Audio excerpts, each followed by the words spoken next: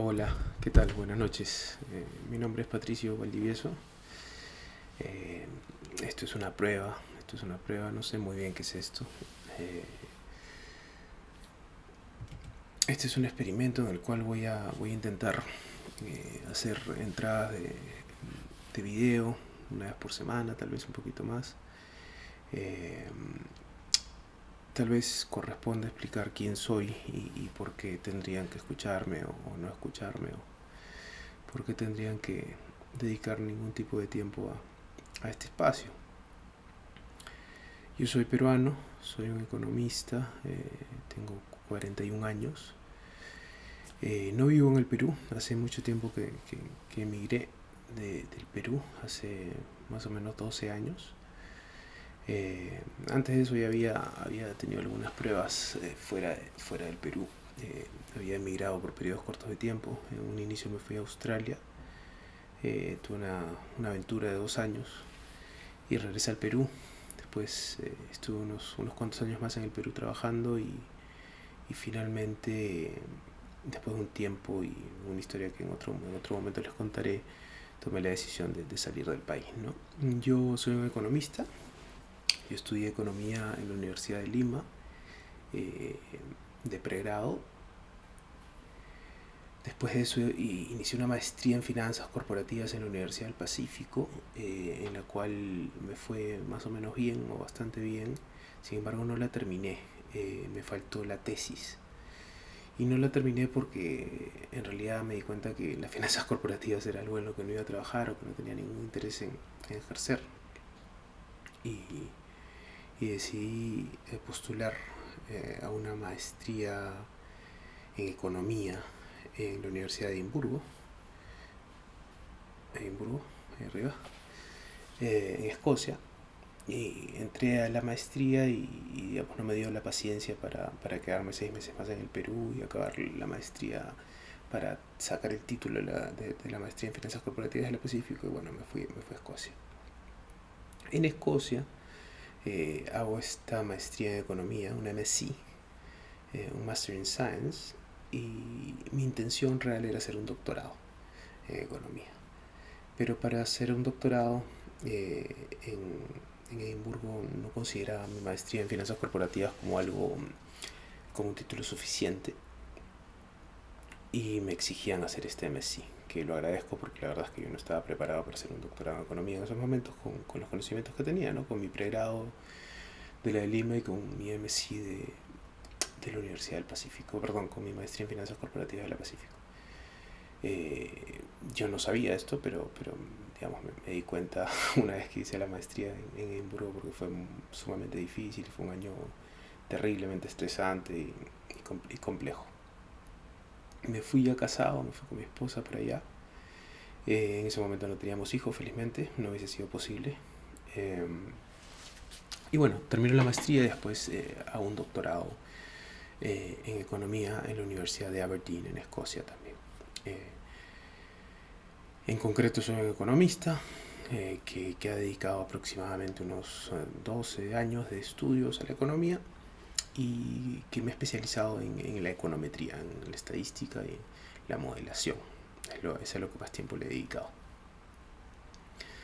Luego de muchos años en Escocia, donde básicamente me desempeñé como académico en la Universidad de Edimburgo, en la Universidad de Aberdeen y en la Universidad de Heriot-Watt, todas universidades en las cuales yo enseñé alguna forma de estadística o econometría, sea para pregrado, para posgrado, para doctorado.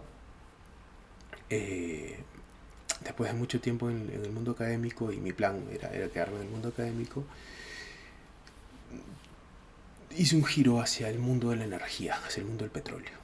Eh, Durante mi época de académico, nosotros en la Universidad de Heriot-Watt dimos consultoría a British Petroleum, que es una de las compañías globales de petróleo y una de las compañías más importantes de petróleo del Reino Unido. Y bueno, hicimos durante 3 años más o menos, presté servicios de consultoría para un documento que se conoce como el British Petroleum Statistical Review of World Energy, el anuario estadístico, si quieren, de British Petroleum.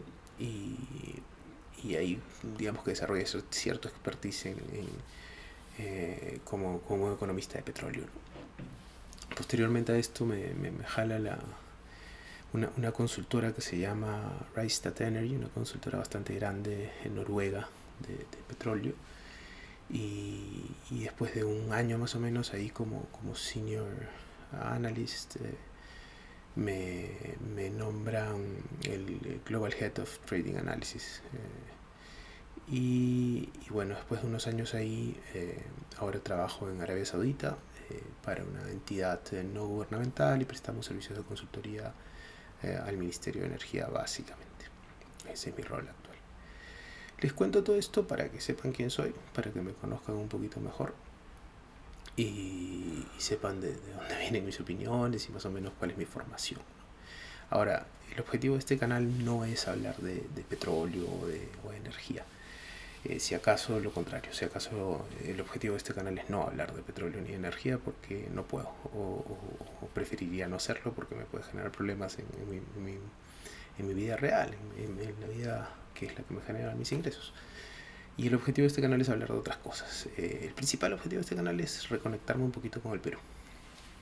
Llevo mucho tiempo viviendo fuera del Perú, tanto es así que mis hijos no son, o sea, son peruanos, pero no han nacido en Perú y no hablan el español muy bien, son escoceses, tienen doble nacionalidad, pero básicamente ellos son más escoceses que peruanos, si quieren han pasado la mayor parte de su vida en Escocia y ahora en el Medio Oriente. Y algo para mí muy importante es mi nacionalidad, mi arraigo con el Perú, y el objetivo de este canal es poder un poquito reconectar con eso. Tanto es así que lo estoy haciendo en español, que es una decisión sobre la cual tal vez no le he dedicado el tiempo suficiente a reflexionarlo, tal vez debía hacerlo en inglés, pero en fin, mi objetivo es conectar con el Perú y el español pues es el medio natural. ¿De qué voy a hablar? Si es que no voy a hablar de mis partidos. Bueno, me gustaría dedicar este canal a temas de economía y política, que evidentemente son temas que manejo con cierta capacidad, o sobre los cuales tengo cierto entrenamiento y conocimiento. Me gustaría hablar de inversiones también, que es algo que he desarrollado durante mucho tiempo en distintos países, en Europa, en Latinoamérica y ahora en el Medio Oriente. Me gustaría hablar de trading, que es algo sobre lo que he estado estrechamente ligado, ¿no? Y que sobre lo cual sigo estando estrechamente ligado, sobre todo trading de commodities. Me gustaría hablar de geopolítica, que es algo que manejo muy bien y que impacta mucho mi día a día. Y digamos, esos son los temas más o menos serios. Y en un segundo explico por qué quiero hablar de esto. Y lo otro que me gustaría hacer es hablar de temas que me apasionan, temas que me gustan y a los cuales les he dedicado muchísimo tiempo en mi vida, tal vez más que la economía, como son la música.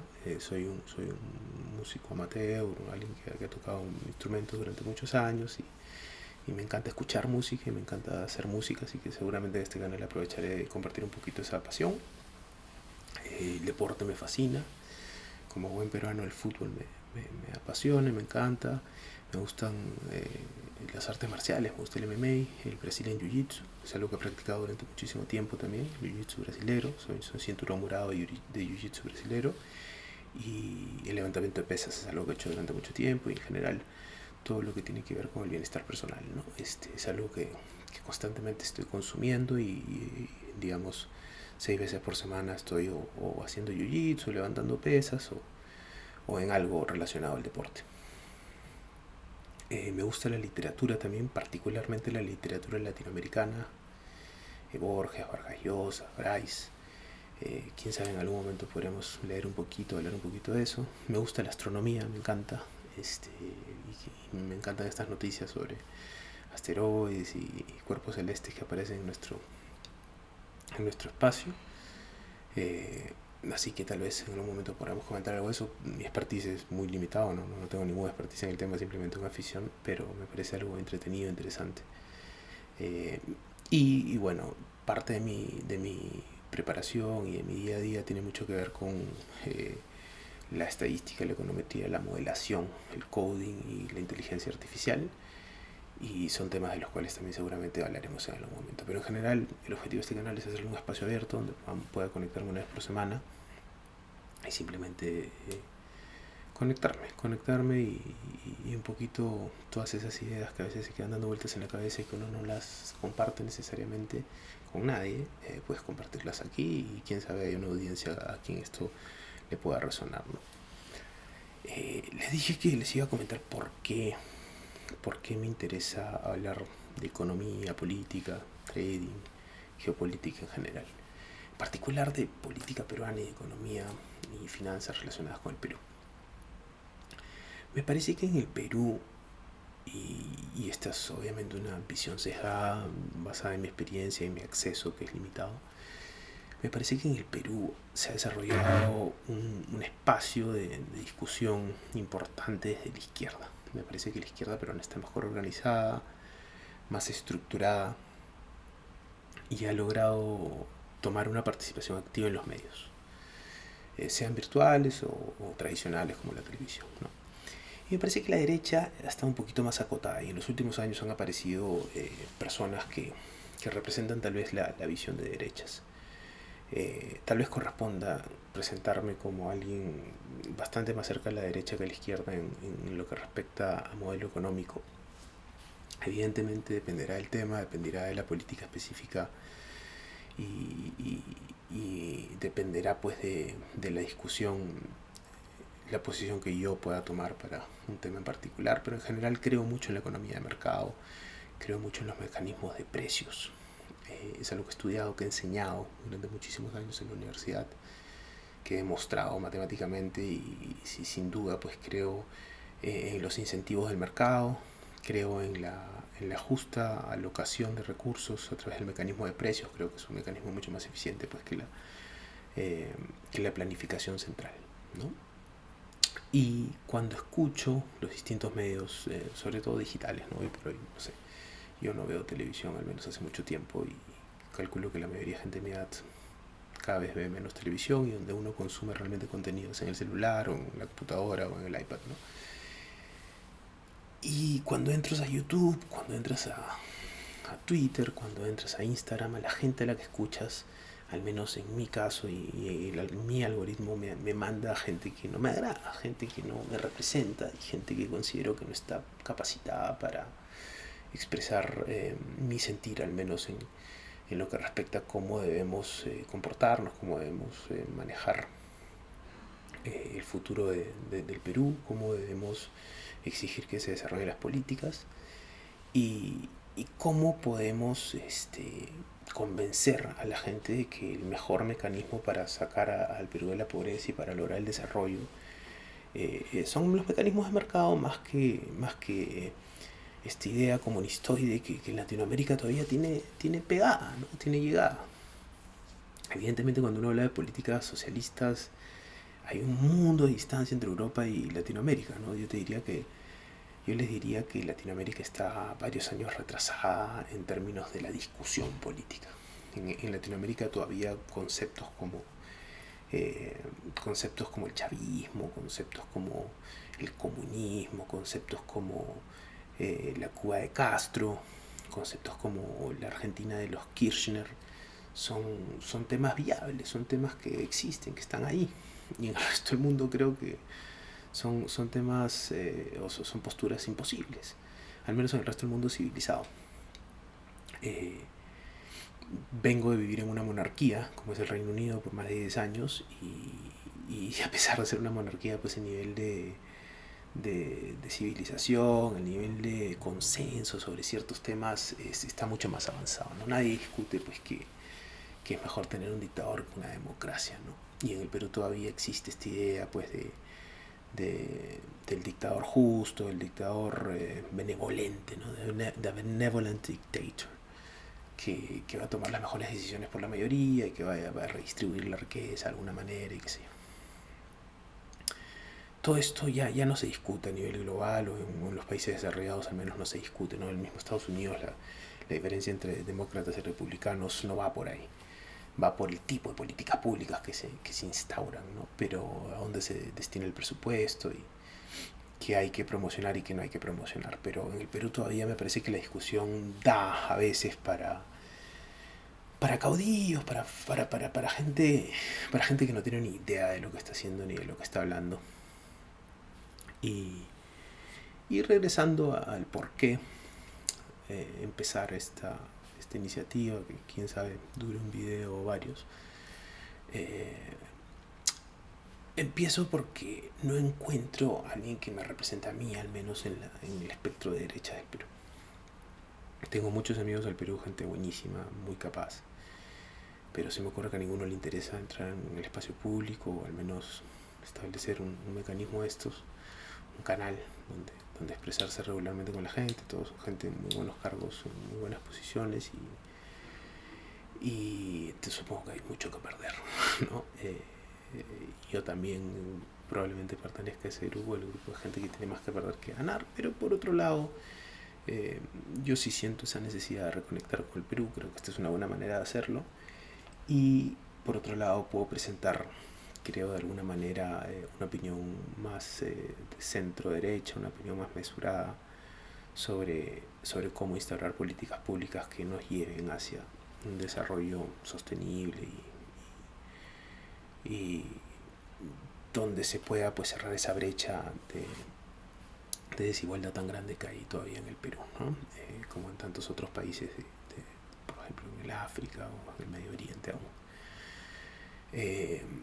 Voy a dejarlo ahí, no quiero entrar más en ese detalle hoy, al menos. De nuevo, es una especie de introducción, de presentación de quién soy y por qué tendrían que escucharme, o por qué no tendrían que escucharme. Y supongo que la gente de izquierda, la gente más en el espectro progre, considera una pérdida de tiempo conectarse aquí, así que bueno, enhorabuena, no los hago perder su tiempo. Por otro lado, hoy en particular quería empezar tal vez con un slide pack que me pasaron en un chat de amigos del colegio, y en ese slide pack es un slide pack de gestión, de apoyo a consultoría.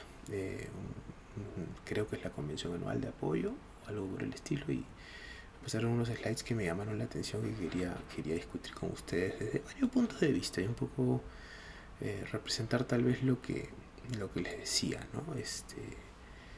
Que varias reflexiones, en fin, vayamos a ello. Creo que es más fácil mostrárselos que comentarlo a la distancia. En un segundo, a ver si logro hacer esto con cierta gracia. Ajá, creo que eso funcionó. Ok, buenísimo. Entonces, espero que no me manden por mostrar estos slides. Lo primero que me llamó la atención fue que largo el slide pack. Supongo que fue una presentación anual, una convención anual, y en fin, en dicha convención anual habrán habido muchos presentadores, faltará contexto. Pero lo primero que me llamó la atención fue la calidad de los slides, ¿no? Y aplausos para los autores porque hicieron el trabajo de hacerlo, pero en general me pareció bastante pobre, desestructurada. Yo he trabajado para varias consultoras en mi vida, y si algo he hecho son slides de economía, y en general me pareció muy desestructurado, ¿no? Lo otro que me llamó muchísimo la atención es el poco énfasis en energía, ¿no?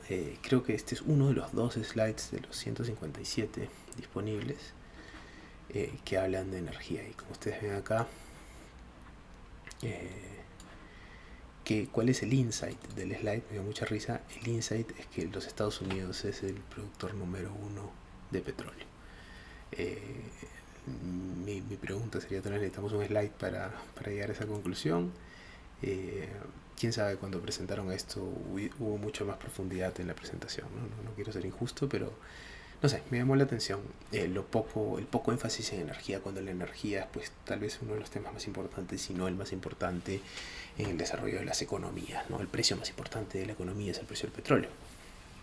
Es un precio que afecta a toda la red productiva de un país y de una región. Y en la misma escala de importancia pues vienen los otros sustitutos del petróleo, ¿no? La energía renovable, el gas y qué sé yo. y hay muy poquísimo, muy poco énfasis en esto, en esta presentación. Está este slide, donde básicamente nos dicen pues que los Estados Unidos son el productor número 1 del petróleo del mundo, que es verdad. Eh, lo presentan como porcentajes, eso me da un poco de risa. El estándar sería presentarlo en millones de barriles por día producidos. Y después viene Arabia Saudita, el país donde yo vivo, y el tema al que me dedico el petróleo es pues Rusia, ¿no? En fin, Canadá, Irak, China, UAE, Irán, Brasil y me parece que es Kuwait, el último país, acá no se ve muy bien. En la región, en Latinoamérica, pues Brasil, Guyana y Argentina son los principales productores de petróleo, los más prometedores en todo caso. Escuché por ahí que hay un descubrimiento en el norte, en la costa norte del Perú, que podría llevarnos a producir, don't quote me here, pero algo así como 800.000 barriles de petróleo por día. Sería pues un golazo, sería algo transformador para el Perú. Nosotros me parece que consumimos alrededor de 300-400.000 barriles por día, por ende podríamos cubrir nuestras necesidades y incluso exportar un poco de petróleo, ¿no? Con lo cual bajaría significativamente el costo energético y eso explotaría la productividad nacional, ¿no? Todas las industrias podrían producir lo que producen con un menor costo energético, la gente podría moverse más, transportarse más con un menor costo energético y eso sería un impulso tremendo para el desarrollo del Perú, ¿no? Sería un golpe directo a la pobreza, ¿no? Pero bueno, vine este slide porque me llamó la atención. Hay dos slides en toda la presentación. Uno es este y el otro un poquito más abajo también de petróleo. Y me llamó mucho. Además el insight, ¿no? Occidente declina, pero Estados Unidos resiste. Es verdad. Pero Estados Unidos también va a declinar, pareciese, al menos en los próximos años. Ya que el shale oil, el petróleo no convencional que se produce en Estados Unidos, está perdiendo competitividad conforme los precios del petróleo bajan. Se hace menos rentable, menos productivo producir a los niveles que Estados Unidos viene produciendo, así que las expectativas para los próximos años son que la producción petrolera de los Estados Unidos se estanque un poquito o comience incluso a declinar, ¿no? Veamos si esto se materializa, dependerá mucho de los precios del petróleo, pero hay un concepto fundamental que es el concepto de los break-even prices, y el break-even price de shale está cercano a los $50. Es una generalidad, evidentemente dependerá del play, dependerá del productor, dependerá de la región geográfica, pero overall estamos acercándonos a precios más complejos y menos positivos, que incentivan en menor medida la capacidad productiva de los Estados Unidos, y países como Arabia Saudita, países como Rusia, tienen un costo de producción muy bajo. Entonces siguen siendo rentables incluso cuando los precios comienzan a bajar, ¿no? Hay muchísimas más variables que considerar. De nuevo, no quiero entrar al tema porque es en lo que trabajo y quién sabe, me puedo meter en problemas por hablar de esto fuera de mi lugar de trabajo, ¿no?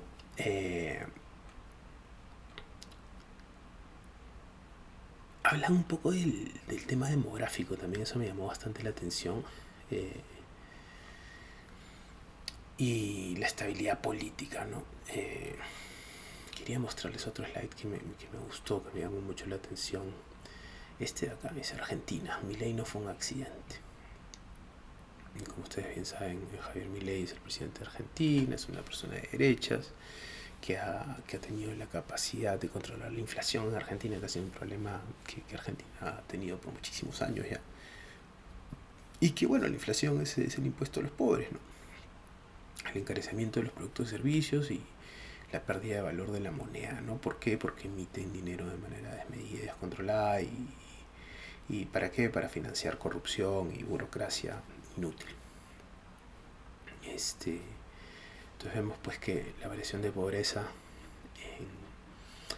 en muchos países de la región hay una reducción de la pobreza: Ecuador, Perú, Uruguay, Colombia, Brasil, Chile, Paraguay y Bolivia, y este es el PIB per cápita, o el crecimiento, el cambio en PIB per cápita, ¿no? Y hay un crecimiento en PIB per cápita casi el 10%, un poquito menos, 7% para Perú y Uruguay, eh, pero la reducción de pobreza en Perú es baja, ¿no? Yo creo que ahí se tienen que enfocar los esfuerzos. Sin embargo, esto del PIB per cápita es muy interesante. Leí en algún lado, o vi un cuadro que decía que Perú y varios países de Latinoamérica están entrando a lo que se conoce como el Goldilocks Zone, la zona erudita, especial, ¿no? De los commodities. ¿Qué significa esto? Que entre los $3.000 de PIB per cápita y los 10.000 en ese trecho, en ese tramo, se desarrolla gran parte de la infraestructura física de los países. Y es ahí donde la inversión en infraestructura hace que se despegue el PIB per cápita de los países y por ende el consumo de commodities aumenta significativamente. Se necesita más energía, se necesitan más minerales, se necesitan minerales, metales, y se necesita maquinaria y equipos para desarrollar infraestructura. Y yo creo que es justamente lo que le falta al Perú, ¿no? Para cerrar esa brecha de pobreza, ¿no? Para to enable, no me acuerdo de la traducción de enable, pero básicamente para que la gente pueda transportarse más rápido, para que haya mayor conectividad y para que la gente pueda tener más acceso, ¿no? Para poder desarrollar las industrias. Entonces, no sé, desde el punto de vista de las inversiones, a mí se me hace atractivo ver al Perú en estos momentos y pensar en el Perú como una alternativa de inversión, ¿no? ¿Le daría esa recomendación a un inglés o a un saudí? No lo sé porque es difícil invertir en el Perú para un extranjero. Por muchas razones, pero principalmente porque el riesgo es alto, ¿no? Los retornos son altos, pero el riesgo también es alto, como suele ser la regla, ¿no? Mayor retorno, mayor riesgo, usualmente. ¿Por qué es atractivo para mí invertir en el Perú? Porque soy peruano, porque tengo un conocimiento especial sobre el Perú, al haber nacido ahí, al tener a mis amigos y a mi familia allá, y tengo acceso a oportunidades que un extranjero tal vez no pueda tener. Porque conozco la idiosincrasia, entiendo los riesgos mejor y puedo definir o puedo discernir entre lo que es más o menos bueno y lo que es más o menos malo, lo que es más o menos riesgoso y lo que no es tan riesgoso. Y por ende puedo tener acceso a oportunidades más importantes y creo que esta es una verdad que se transmite para los peruanos en general. Por ende veo con buenos ojos al Perú en los próximos 10-15 años, por supuesto con el caveat, con el paréntesis de que no tengamos un gobierno de extrema izquierda, un dictador que cambie las reglas del juego para peor, ¿no? Pero interesante gráfico, de nuevo feo, pero interesante. Habría que hablar con los practicantes de apoyo y darles una mano con el desarrollo de sus gráficos, ¿no? Ponte, este es otro gráfico interesante, pero feo también. Ideología por grupo etario y género, tercera semana de julio del 2023, ¿no? Un poco viejo también, pero ideología y edad, ¿no? Entonces te ponen los grupos de edad y supongo que la calificación acá será entre izquierda y derecha, pues, ¿no? Y los demás de 65, creo yo, porque lamentablemente está tan mal hecho el gráfico, al menos en esta presentación, que de nuevo, tal vez en vivo la presentación fue distinta y si se veían los ejes de Y y X y estaban claramente escritos, ¿no? Pero en este caso solamente vemos la leyenda del eje Y y la del eje X no se ve, ¿no? Pero voy a suponer, creo que es una suposición válida, que mientras más puntaje más a la derecha estás y mientras menos más a la izquierda, no lo sé, o tal vez al revés, pero vemos pues que los demás de 65 y tenemos mujeres y hombres, ¿no? Hombres en verde y mujeres en negro, ¿no? Perfecto. Entonces, los hombres están en 4, las mujeres en 4.4, las mujeres mayores, ¿no? Tercera edad si quieres, entre 36 y 45. Vemos que los hombres entre 36 y 45 están un poquito más a la derecha, lo mismo entre 26 y 35, y entre 18 y 25 es muy interesante, pero están muy a la derecha los hombres, mientras que las mujeres están bastante más a la izquierda, ¿no? Quién sabe, los de más izquierda serán los hombres de más de 65. Es difícil saber si esto es un efecto puntual de este cohort, este grupo humano, de los actuales hombres de 65 y toda la gente conforme pasan los años se va volviendo un poquito más de izquierda, no lo sé. Es el tipo de efectos que uno podría discernir en un estudio econométrico bien elaborado, ¿no? Pero en este caso nos falta contexto para poder definirlo, ¿no? Este es otro gráfico interesante. Voy a hablar poco de esto también porque tiene mucho que ver con lo que yo hago, pero el conflicto entre Israel y Hamas, a quién apoyas más, ¿no? Y esto entiendo que es una encuesta a peruanos o a gente de la región como mínimo, ¿no? Y el 74% apoya a Israel, el 26% a Hamas, ¿no? Yo no sé, por lo visto es Democrats y GOP, así que probablemente esto tenga que ver con los Estados Unidos, ¿no? Pero bueno, en general hay un gran apoyo masivo, al menos en este grupo de encuestados con Israel. Yo te diría que esto se invierte dramáticamente dependiendo de la región en la que uno esté. Y creería que a nivel global el apoyo mayoritario tal vez no sea para Israel, pero no lo sé. Pero eso es un tema sin duda interesante. La minería, tema clave para el Perú. El crecimiento de millones de dólares a precios constantes del 2024 de las exportaciones peruanas es impresionante, alcanzando casi a Chile, ¿no? Y dejando muy por debajo a Argentina. Esto es impresionante, ¿no? Que Chile y Perú hayan podido tener este despliegue de desarrollo minero y que Argentina todavía esté ahí abajo, ¿no? En fin, Chile, el país del ex milagro, ¿no? Interesante, bueno. Se me ocurre que no puedo pasar mucho tiempo más mirando estos slides porque me voy a meter en problemas. No tengo autorización ni nada, esperemos que no me cierren el canal por hacer esto. La verdad es que no lo sé. Quiero mostrar dos slides más para mantenerme más o menos acotado. Uno es sobre la demografía en el Perú, que me llamó mucho la atención. No voy a hablar sobre la intención de voto de Luis en otra entrada, podemos dedicarnos un poquito más a eso. Es un tema muy interesante y creo que en esto apoyo pues son los mejores, ¿no? En temas de voto y en temas de intención de voto y en temas de hacer la disección de las preferencias de los votantes en el Perú. Yo no creo que haya nadie mejor que apoyo, al menos en términos de cuánto tiempo lo ha hecho en el Perú y su conocimiento de la realidad política peruana, ¿no? Tengo algún amigo que trabaja en apoyo, gente muy capaz, ¿no? Este gráfico me llamó poderosamente la atención. ¿Cuáles son los medios que ha utilizado para informarse sobre política y economía en el último mes?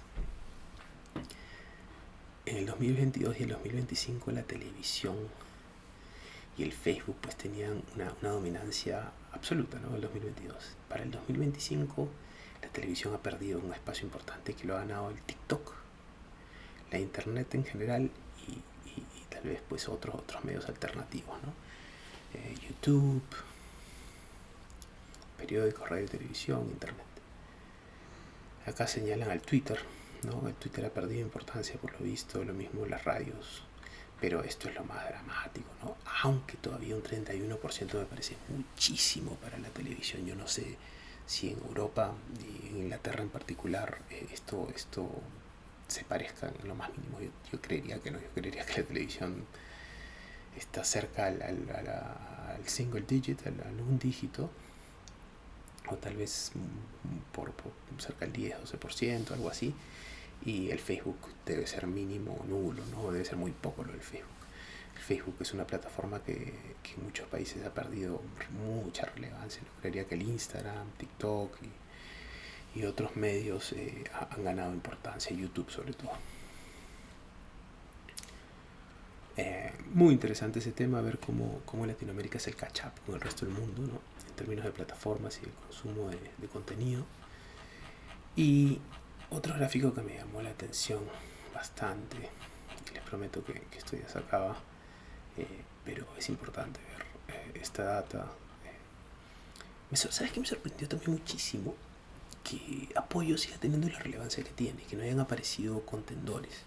Tal vez, quién sabe, esta es una oportunidad que yo y mis amigos podamos considerar, pero otras casas de consultoría no hayan ganado relevancia en 10 15 años, ¿no? Cuando yo me fui al Perú, cuando era joven, cuando tenía, no sé, en mis 20, cuando tenía 20 y pocos años de edad, yo trabajaba en una corporación transnacional norteamericana. Trabajé primero para Procter Gamble, después para 3M, y después de 3M trabajé para Nielsen, que es una casa de consultoría y que está un poco ligada a estos temas y a temas de consumo masivo. Y yo veía Pollo como uno de los lugares aspiracionales para un economista como yo.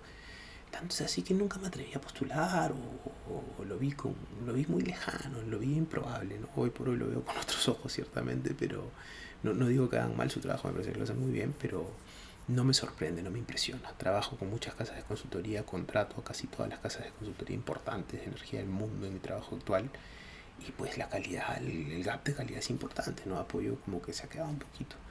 Y quién sabe, hay espacio para que gente profesional empiece iniciativas similares, ¿no? Incluso si es que logro regresar al Perú en algún momento, que es uno de mis objetivos de vida, quién sabe pueda empezar algo así. No voy a hablar de esto, de nuevo lo guardamos para otra sesión tal vez, pero lo que sí quería era mostrarles.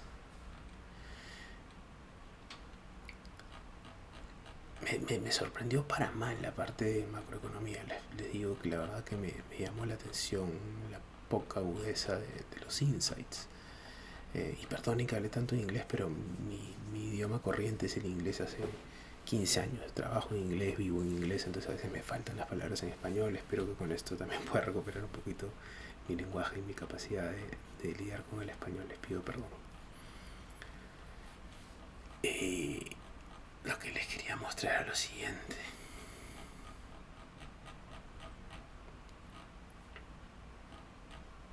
Después podemos entrar a mucho detalle. Este es el segundo slide de energía de toda la presentación. Por ahí que se me pasó alguno, pero la revisé al detalle y el segundo slide de energía que encontré. Y quiero mostrarles lo que dice. Me sorprendió. Petróleo. El exceso de barriles por el desmantelamiento de los recortes de la OPEP Plus seguirá generando sobreoferta en el mercado hasta el 2026. Nuestros pronósticos son los siguientes. El pronóstico da igual. Yo creo que lo que han hecho acá es lo que hace todo el mundo, es agarrar el consenso de las 10 o 5 casas de consultoría energética más grandes, Platts, Energy Aspects, Woodmac, Rystad, la OPEP, IEA y Chao.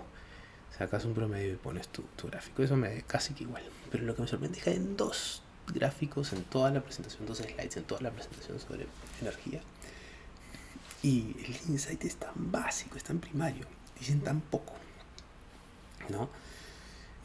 Tal vez porque pues no es el enfoque de la región, no es el enfoque del país, pero en general yo creo que hay que darle una mayor importancia al tema energético en Latinoamérica, porque es la energía lo que te permite desarrollar el país. Energía barata, energía gratis, permitiría un desarrollo infinito de prácticamente todas las industrias, ¿no? Y creo que un mejor enfoque en eso nos va a permitir desarrollarnos bastante más rápido. Ni que hablar de la contaminación y ni de que hablar de temas adyacentes a la energía. La energía es lo que mueve al mundo.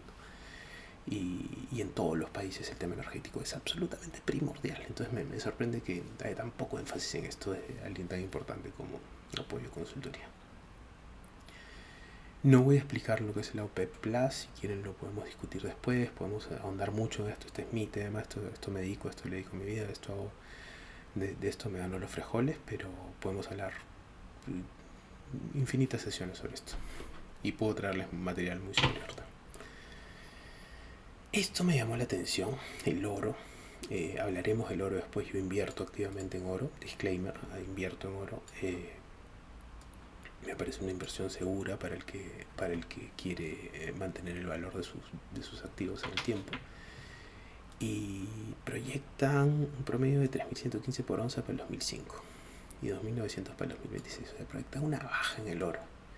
Me llamó la atención poderosamente. La industria proyecta 3.324 para el 26 y JP Morgan 4.000. Yo creo que estoy bastante más cerca del número de JP Morgan que otra cosa. Me sorprende que que discrepen, que estén con una tendencia inversa, que ellos pronostican una baja cuando el resto se ve un mercado alcista muy fuerte, el oro, ¿no? El oro es un refugio, cuando el mundo no crece, el oro crece, ¿no? Y no explican por qué tampoco, es otra cosa que me llamó la atención, ¿no? Ahora enfrenta un escenario más cauto. Tras el fuerte posicionamiento de los 2025, el mercado muestra saturación. Los flujos han rotado hacia metales blancos. Si bien factores como la inflación, la geopolítica, el riesgo del dólar y las dudas sobre los bancos centrales ofrecen soporte, miren, eso quiere decir que ellos piensan que la inflación va a estar controlada, que la geopolítica se va a calmar, que el dólar va a fortalecerse y que el Banco Central no va a bajar tasas. El Banco Central norteamericano, la Fed, no bastan para impulsar un nuevo rally sin un evento extremo. Por ende, tampoco consideran que hay una probabilidad alta de eventos extremos, ¿no? De Black Swans. Estoy en el otro lado de esa vereda yo. En el otro lado de esa vereda. Después podemos discutir por qué. Puedo darle sustentos para cada uno de estos temas. Queda muy de la mano con mi interés en las inversiones y en el trading, ¿no? Las expectativas de uno sobre estos temas le permiten tener una posición y tener una expectativa de mercado e invertir en base a esa posición y esa expectativa de mercado, ¿no? Bueno, finalmente el último chart que les quiero mostrar, les prometo que dejamos esto porque ya vamos 40 minutos, así sin querer queriendo. Voy a intentar hacer estas entradas de 45 minutos, una hora máximo, para no aburrirlos mucho. Y lo último que les quería mostrar, estos slides están más bonitos. Lo último que les quería mostrar, perdonen, pero me dedico a hacer slides de economía y hay un arte detrás de hacer slides. Esto les quería mostrar. A la larga lo que interesa es lo que uno dice, el insight, ¿no? Yo creo que en eso he demostrado durante los años tener buena capacidad analítica, ¿no? y producir insights importantes a nivel país. Pero un tema importantísimo para el Perú es el bono demográfico, ¿no? Hay un envejecimiento poblacional. Esto yo ya lo había sentido en mi generación. Yo tengo 2 hijos pequeños. Yo tengo 41 años, como les dije, y en mi grupo de amigos cercanos del colegio, todos peruanos, hay muchos que no tienen hijos. Hay muchos que no tienen hijos o que acaban de tener su primer hijo a los 41 años o a los 40. Lo cual pues es tarde, ¿no? Estás viejo ya para tener hijos. No viejo, ¿no? Pero estás un poco tarde comparado con generaciones anteriores. Mi papá cuando tenía 26 años ya tenía 3 hijos, ¿no? Y vemos acá pues que el bono demográfico explicó el 0.6 puntos porcentuales del crecimiento económico por año, ¿no? Entre 1990 y algo y 2023, 2024. Y ese fue el pico. Y ahora en más, el bono demográfico no va a explicar nada del crecimiento hasta el 2048, e incluso después vemos que crece, ¿no? Esta es la población en edad de trabajar, ¿no? La PET. Y acá vemos el número de personas de 14 a 64 años por cada persona de 65 a más, y vemos pues como este ratio cae tan fuertemente, ¿no? Entonces básicamente nos dice que se está envejeciendo el poblador peruano, ¿no? Que vamos a pasar de ser una población de gente joven y trabajadora a una población de gente vieja, y esa gente vieja hay que mantenerla. Entonces se complica la cosa. Yo creo que la inmigración va a jugar un rol acá importante. Tal vez valga la pena tener políticas de incentivo de desarrollo demográfico. ¿Y por qué la gente no tiene hijos? Pues tantos motivos, ¿no? En mi grupo de amigos no lo entiendo, porque casi todos son gente que viene de un lugar más o menos privilegiado, que tiene recursos, que tiene un buen trabajo, que tiene familia que los apoya. Pero el poblador peruano promedio sí lo puede entender, ¿no? Este discurso tan dañino que hubo durante mucho tiempo, así que los pobres no deberían tener tantos hijos y que no tienen cómo mantenerlos, pues acá está el resultado. Yo creo que no haría mal cambiar un poquito ese discurso y comenzar a pensar en cómo hacemos para darle condiciones de vida a la gente de manera que puedan tener más hijos y que podamos tener una población más joven, más productiva, ¿no? Obviamente pues en las familias de recursos medios y bajos probablemente el papá y la mamá trabajen. ¿Quién atiende a los hijos? Tal vez el hermano mayor, la abuela. No hay pues una red, un network de protección para esta gente, para que puedan llevar a los hijos a una guardería, ¿no? Sé que han habido algunas iniciativas gubernamentales, la verdad es que no voy a entrar al detalle porque no lo conozco muy bien, estoy un poquito alejado de la realidad de políticas públicas.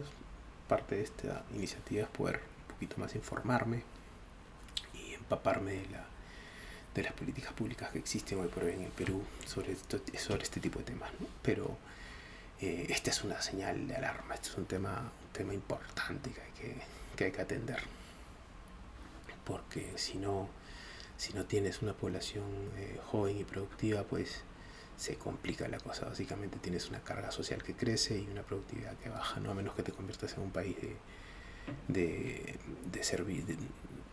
un país que tenga regalías importantes por venta de commodities o algo así. Pero en general necesitas, mientras más gente productiva tengas, más productividad agregada tienes, ¿no? La tecnología puede jugar un factor fundamental en esta problemática. Evidentemente la inteligencia artificial, el desarrollo de tecnología, pero como veo al Perú, país donde ni siquiera hay una transición a, no sé, carros eléctricos aún, complicado pensar pues en este tipo de implementaciones tecnológicas y de productividad explicada por el factor tecnología, ¿no? Complicado, jodido. Bueno, vámonos de apoyo, dejemos apoyo ahí. Cerramos este tema, gracias, apoyo, espero que no me demanden por utilizar estos slides. Disclaimer, me los pasó un amigo, así que quién sabe, tal vez ni siquiera sean de apoyo.